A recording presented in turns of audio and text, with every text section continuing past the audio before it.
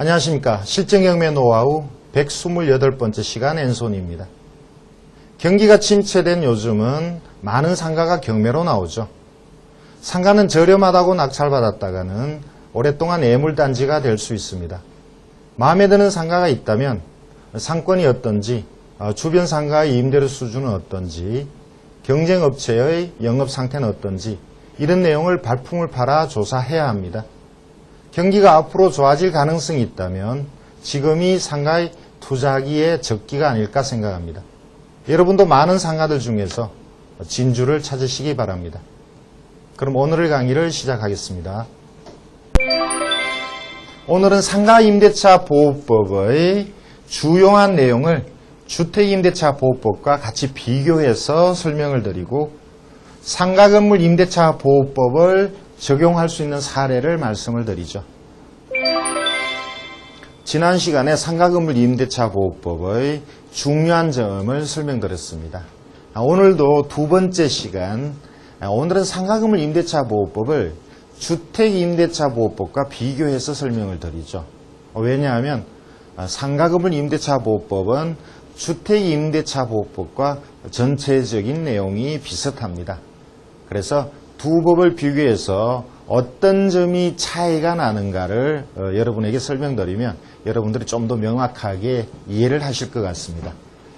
자, 하나하나씩 생각나는 대로 제가 짚어보겠습니다.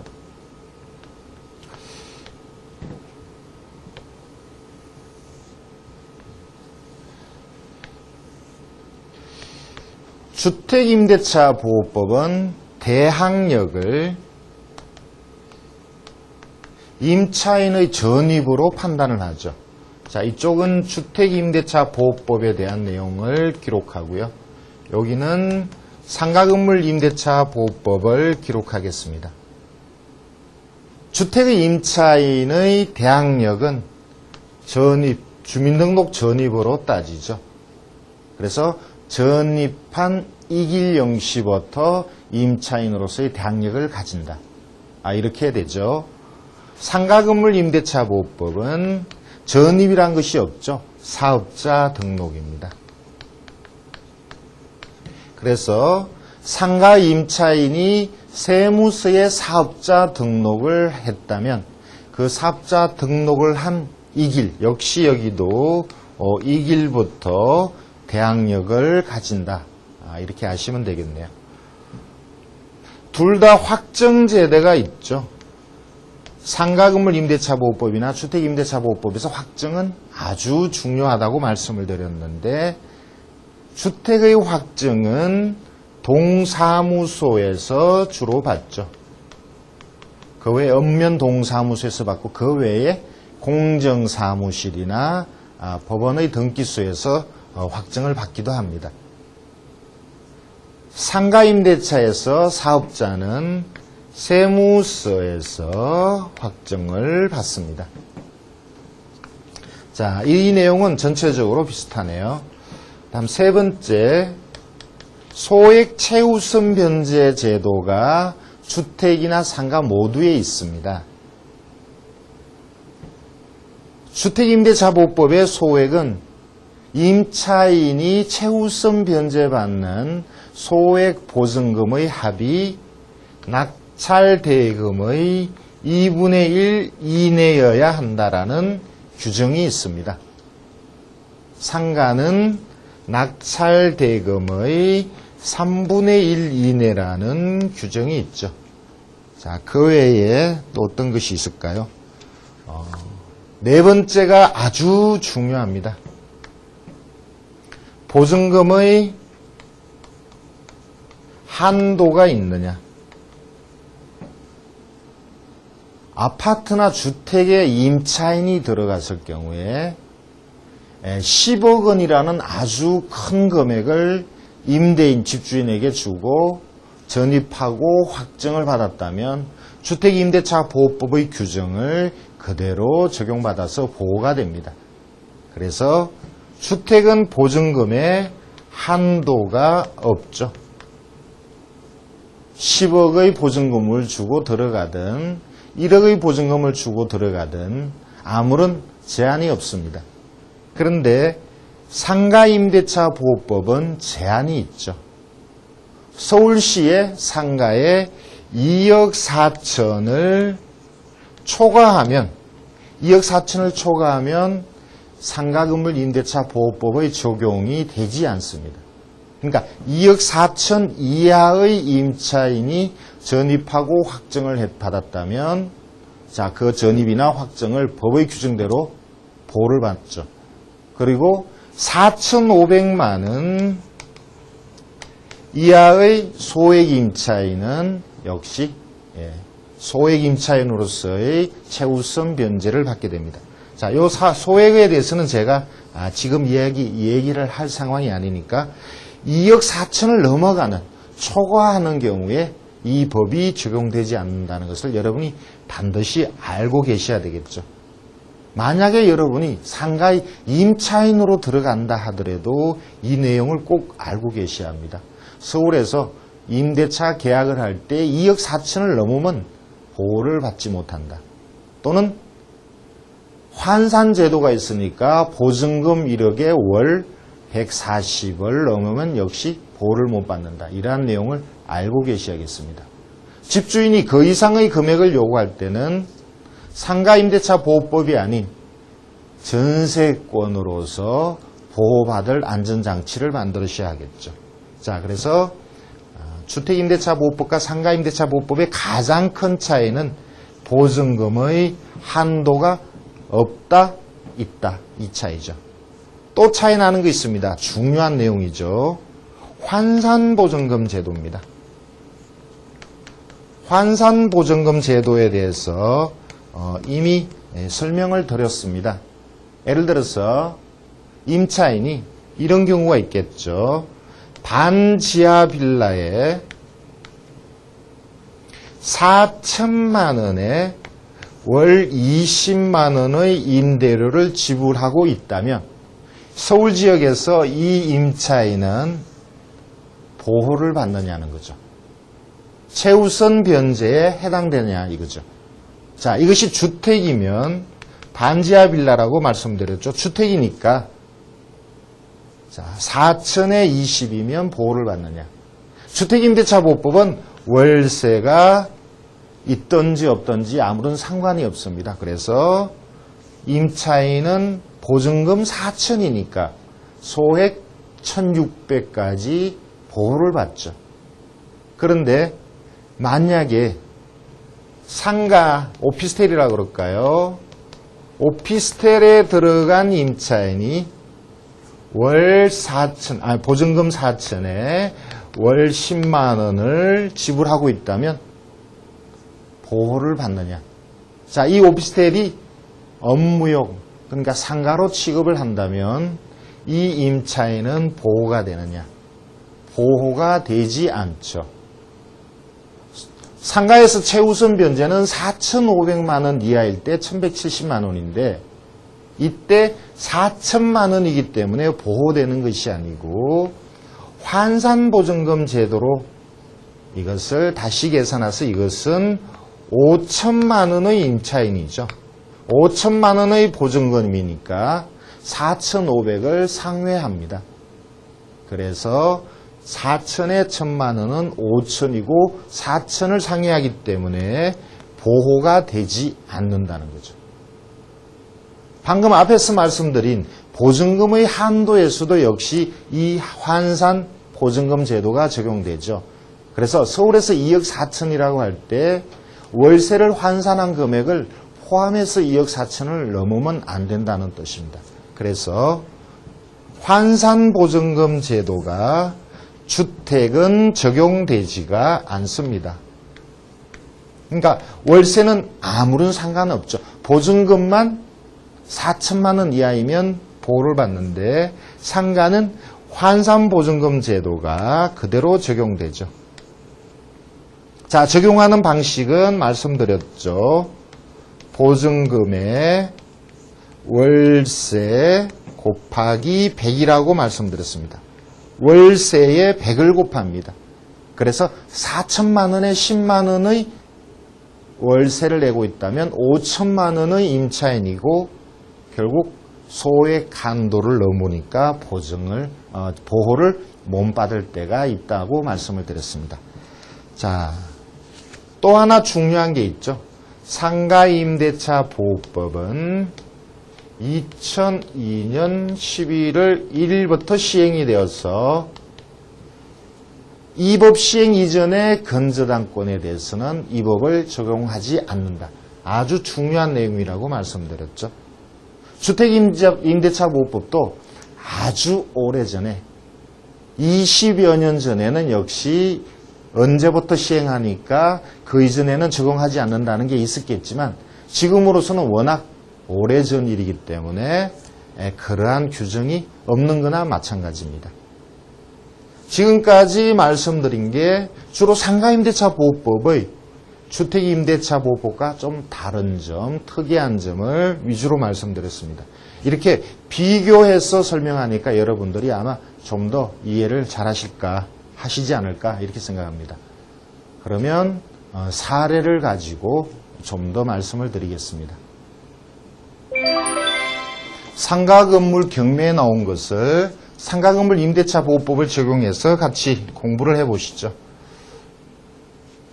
대구에 근린시설, 그러니까 빌딩이 경매로 나왔네요. 최종적으로 취하되었습니다만 공부할 내용이 있으니까 같이 보시죠. 아래쪽에 보면 등기부와 임차인에 대한 기록이 나옵니다. 일단 상가건물 임대차 보호법은 이 법을 적용하느냐 안 하느냐를 먼저 따져보는 것이 좋겠습니다. 그래서 등기부상에 2002년 11월 1일 이전 건저당이 있느냐 없느냐. 자, 여기서는 2001년 8월의 건저당이 나옵니다. 대구원냉 건저당, 이것이 말소기준 권리고 이 건저당이 설정될 때는 상가건물 임대차를 보호하는 법이 없었죠.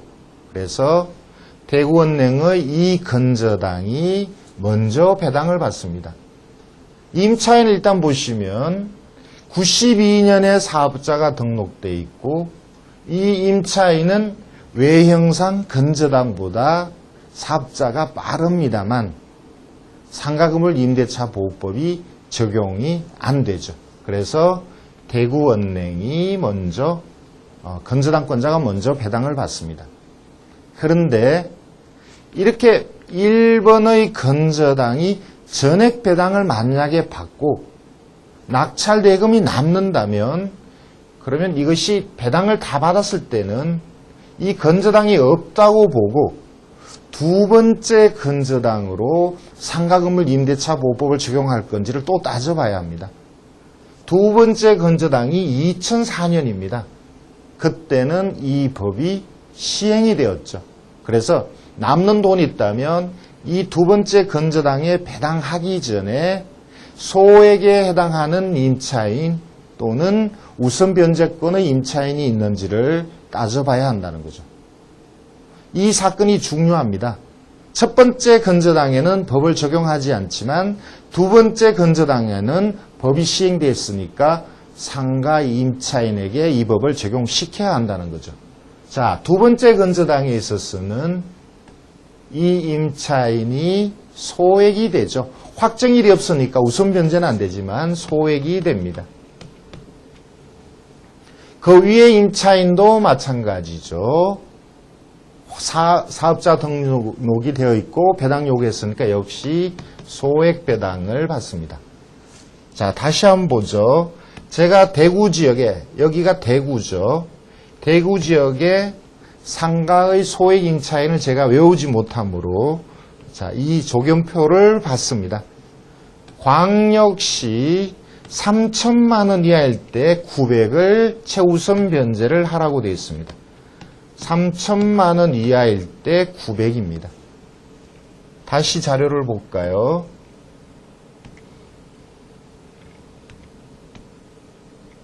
자, 여기서 보시면 처음부터 다시 정리를 하겠습니다. 1번 건저당에서는 상가임대차 보호법이 적용되지 않으니까 그 이전에 사업자 등록이 돼 있다 하더라도 대항력이 없죠. 그래서 건저당이 먼저 배당을 받고 두 번째 건저당은 2004년 3월 상가임대차보호법이 적용되니까 이 건저당에게 배당하기 전에 소액 800만 원, 3천 이하죠. 그리고 위에는 소액 500만 원이죠. 보증금이 500이니까요. 이렇게 두 번째로 배당하고 그 다음 건저당이 세 번째 배당을 받습니다. 그러니까 앞에 2002년 11월 이전에 건저당이 있으면 대항력은 적용할 수가 없으니까 대항력은 없습니다만 그 이후의 건저당을 기준으로 해서 소액은 배당이 된다는 거죠. 여러분도 이런 내용을 알고 계시면 실제 상가를 낙찰받을 때 많은 도움이 되실 겁니다.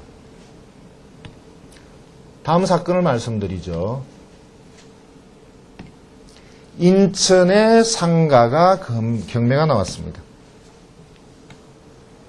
제법 큰 빌딩으로 보입니다. 역시 취하된 사건입니다. 아래쪽에 내용을 좀 볼까요?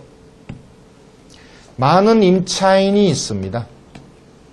그리고 등기부가 있고요.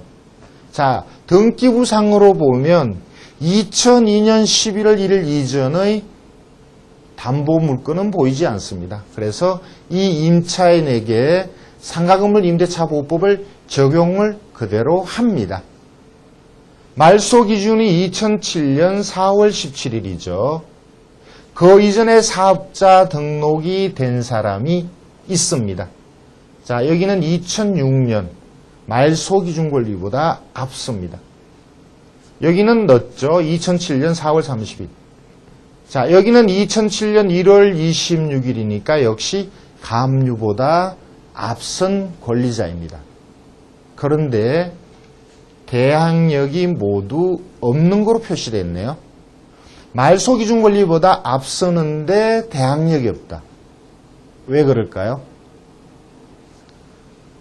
보증금과 월세를 환산하니까 상한선을 넘어가기 때문입니다. 인천은 1억 9천이 상한선인 걸로 제가 알고 있는데 3천만 원에 월 180이면 1억 8천이죠. 그래서 2억 1천이라는 환산보증금이 나옵니다. 외형상 대항력이 있는 사업자 등록이지만 그 보증금이 상한선을 넘기 때문에 대항력이 없다 이런 거죠. 그러니까 이 임차인에게는 상가임대차보호법이 아예 적용이 안 되는 겁니다. 맨 아래쪽도 마찬가지입니다. 월 200만 원에 2천, 보증금 2천이면 2억 2천이죠. 2억 2천이면 역시 상한선을 넘으니까 대항력이 없는 걸로 나타납니다. 나머지 두 쪽은 두 사람의 임차인은 배당 요구를 아예 하지 않았습니다. 그러니까 만약 여러분이 이 상가를 낙찰받는다면 실질적으로 인수해야 될 금액 전혀 없는 거죠. 단지 내보낼 때, 명도할 때 애를 좀 먹는다는 것뿐입니다. 자, 상가임대차보호법은 적용하는 상한선이 있다. 그리고 상한선을 넘었을 때는 이 법의 적용이 아예 없다. 이걸 알고 계시기 바랍니다. 다음 사건을 말씀드리죠. 전남 광양시에 건물이 경매로 나왔네요. 지금 세 개의 사건을 말씀드리는데 모두 다 취하가 됐네요. 자, 어쨌든 아래쪽에 내용을 좀 보겠습니다. 네 사람의 상가임차인이 법원에 권리신고를 했네요. 등기부를 보니까 말소기준권리가 여기서는 전세권이 아니고 두 번째 있는 건저당이 말소기준권리가 됩니다. 건저당이 말소기준권리가 될 때는 건물 전체에 대한 전세권이 하는데 이것은 건물 일부에 대한 전세권이니까 말소기준권리가 되지 않죠. 그래서 2004년 9월 3일 건저당을 기준으로 하면 상가 건물 임대차 보호법이 그대로 적용되죠. 자, 2004년 9월 3일 이전에 사업자 등록이 되어 있으면 대항력이 있습니다. 2002년 대항력이 있고요. 사업자 등록이 없으니까 대항력이 없죠. 2003년 사업자 등록인데 여기도 대항력이 없는 걸로 표시되어 있네요. 자, 이것은 사이트에서 잘못 기록한 걸로 보입니다. 2003년 3월이면 대항력이 있죠. 건저당보다 앞서니까 대항력이 있습니다. 그리고 그 보증금이 상한선을 넘지 않으니까 이것은 대항력 없는 것이 아니고 대항력이 있습니다. 자, 그 다음에 과연 이 임차인들이 배당을 어떻게 받을 건가? 대항력 있는 임차인이 배당을 다 받는다면 여러분이 인수를 안 하셔도 되죠. 그래서 배당 여부를 봐야 하는데 첫 번째 이 김 씨는 확정일이 없으니까 배당이 없습니다. 그리고 소액에 해당하지 않죠. 환산보증금이 2천에 월 40이면 6천만 원. 소액에 해당되지 않습니다. 그래서 배당이 전혀 없고 대항력이 있으니까 전액 2천만 원 전액을 낙찰자가 인수해야 됩니다. 따로 지불을 해야겠죠. 자, 두 번째 임차인 양 씨를 보죠. 사업자 등록은 대항력이 있는데 확정이 없습니다. 그래서 우선 변제권은 없고 소액에 해당되지 않습니다. 2천에 20이면 환산보증금이 4천만 원이죠. 여기가 광량이니까 환산보증금이 오버합니다. 자, 그래서 역시 배당이 없습니다. 그러니까 전액 인수로 보입니다. 여기도 기록은 잘못됐네요. 전액 인수입니다. 그런데 제가 하나 간과한 게 있네요. 자, 여기에서는 소액에 해당되지 않고 확정일이 없습니다만 1순위 전세권이니까 이것은 인수가 아니고 전세권에 의해서 전액 배당이 되겠네요. 자, 전세권으로 배당되니까 이것은 인수가 아닌 것으로 나타납니다. 다음 세 번째 유씨. 사업자 등록이 없으니까 아예 이 법의 적용을 못 받죠. 배당도 없고 대항력도 없습니다. 네 번째 이씨. 전입 날짜는 사업자 등록은 대항력이 있고 확정일이 없으니까 대항력이 있고 확정일이 없으니까 배당을 못 받습니다. 자, 소액에도 해당되지 않죠. 4천만 원이면 소액에 해당되지 않습니다. 그래서 전액 인수가 되죠. 자, 이렇게 하나씩 여러분들이 체크하시면서 따져보시고 인수가 있느냐 없느냐를 확인하시는 건데 현재로서는 2천만 원 그리고 마지막에 여기 2천만 원. 이 건물을 낙찰받으면 여러분은 4천만 원을 인수를 하셔야 합니다. 이해가 되시나요? 자, 다시 보시죠. 자, 이 전세권은 말소 기준이 아니고 일부 전세권이니까요. 2004년 건저당을 기준으로 하면 대항력이 있고 대항력이 있고 대항력이 있습니다. 그런데 확정일이 없고 소액에 해당하지 않으니까 전액 인수. 이 두 번째는 전액 인수처럼 보이는데 전세권에 의해서 전액 배당이 되죠.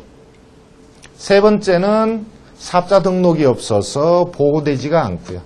네 번째는 대항력이 있고 우선 변제가 되지 않으니까 전액 인수입니다. 그래서 2천만 원, 2천만 원, 4천만 원을 낙찰자가 인수를 하셔야 합니다. 다음 사건을 보겠습니다. 전남 영광군에 근린주택이 경매로 나왔네요. 이미 한번 간단하게 말씀드렸던 사건입니다. 2006년에 4억 8천에 감정되고 2007년 10월에 2억 3,300에 낙찰이 된 사건입니다. 자, 오늘은 임차인에 대한 내용만 공부하시죠. 일단 등기부를 먼저 보겠습니다. 등기부를 보면 2002년 4월의 건저당이 있으니까 이때는 상가 건물 임대차 보호법은 적용되지가 않습니다. 그리고 그 채권액이 6억이네요. 그래서 2002년 4월 15일 이전의 임차인 같은 경우는 대항력이 있겠지만 상가는 어떤 경우든 대항력은 없죠. 이 법이 시행되기 전에 건저당이 있기 때문입니다. 자, 하나하나 볼까요? 자, 임차인을 보겠습니다. 말소기준 권리는 여기도 표시되어 있으니까 2002년 4월 15일 말소기준 권리를 비교해서 보시죠. 고시 점포라는 기록이 있는데 사업자 등록이 없네요. 사업자 등록이 없고 점포입니다. 2002년 4월에는 상가임대차 보호법이 적용이 안 되니까 아무런 권리도 없습니다. 두 번째 남씨. 자, 주거와 영업 겸한다고 되어 있습니다. 자, 이런 경우가 좀 문제죠. 주택임대차 보호법을 적용하느냐, 상가임대차 보호법을 적용하느냐. 자, 거기에 따라서 임차인의 배당이 달라지죠. 만약에 주거면, 주거용이라면 대항력은 없지만 소액 임차인에 해당합니다. 그래서 1200을 배당받습니다. 주거가 아니라면 아무런 배당이 없죠. 과연 주거인가 아닌가는 실제 현지를 가서 판단을 해야 되겠습니다. 여러분 입장에서는 주거든 주거가 아니든 낙찰자의 인수는 없습니다. 세 번째 박씨. 역시 주거와 비주거를 겸하고 있네요. 여기는 문제가 좀 있겠네요. 만약 주거이면 1000만 원을 전액 소액으로 받습니다. 이것이 비주거이면 대항력이 역시 없네요. 자, 특별히 문제가 되지 않네요. 주거냐 비주거냐에 따라서 배당을 다 받느냐 아니면 보호를 못 받느냐 이렇게 되네요.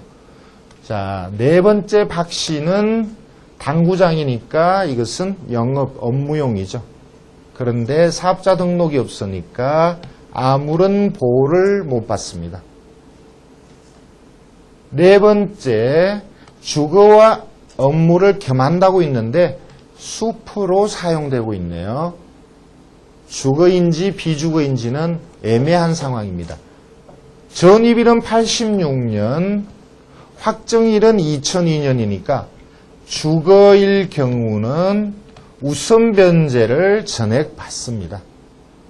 비주거일 때는 상가건물 임대차 보호법이 적용되지 않으니까 대항력이 없죠. 자, 많은 사람들이 주거로 인정받느냐 비주거로 인정받느냐에 따라서 전액을 받느냐 또는 전혀 못 받느냐 이렇게 차이가 많이 납니다. 그 아래쪽에 임씨가 있네요. 사무실인데 사업자 등록이 없으니까 아무런 보호가 없습니다. 그 밑에 정씨가 있습니다. 주거용이니까 소액 배당을 받겠죠. 1000만 원이니까 1200까지 소액이니까 1000만 원 전액 배당이 되겠습니다. 그 아래쪽에 장씨 역시 겸용으로 되어 있는데 잠깐 지웠다가 다시 볼까요? 자, 그 아래쪽에 정씨 2002년 전입 2002년 확정이니까 만약 이것이 주거이면 우선 변제권으로 배당을 받고 주거가 아닌 비주거라면 보호를 못 받습니다. 마지막에 황씨, 점포라고 되어 있고요. 자, 만약에 이것이 점포고 사업자 등록이면 아무런 보호를 못 받습니다. 많은 임차인이 있습니다만 많이 있다고 여러분이 복잡하게 생각하실 거 없이 하나씩 따지시면 됩니다. 그래서 주거용이면 전입에 의해서 소액이 되느냐 안 되느냐 그 다음에 확정을 받았다면 우선 변제권이 있느냐. 그래서 배당 여부를 판단하시면 되고, 비주거라면 전부 배당이 안 되죠. 상가건물 임대차 보호법이 적용되지 않기 때문입니다. 이렇게 하나씩 따져서 체크를 하면 여러분들이 한목에 이렇게 보니까 정신이 어지러운데 하나씩 따지면 그렇게 어렵지 않습니다. 백지에다가 아니면 여기 여백에다가 하나씩 배당이 있다 없다, 주거일 때, 주거 아닐 때 이렇게 구분해서 표시하면 되겠습니다. 상가건물 임대차 보호법은 환산보증금 제도라는 것이 적용됩니다. 그래서 보증금에다가 월세를 환산하여서 보태서 계산을 합니다. 다시 말씀드리면 보증금 더하기 월세 곱하기 100 이렇게 환산하여서 이 제도를 적용한다는 걸 알고 계셔야겠고요. 상가임차인은 그 대항력 여부를 사업자 등록으로 판단을 하는데 주택임대차 보호법에서 임차인의 주민등록을 열람을 할 수 있는데 상가의 사업자 등록은 여러분이 열람을 할 수 없기 때문에 법원의 기록으로 판단하고 결정하셔야 합니다.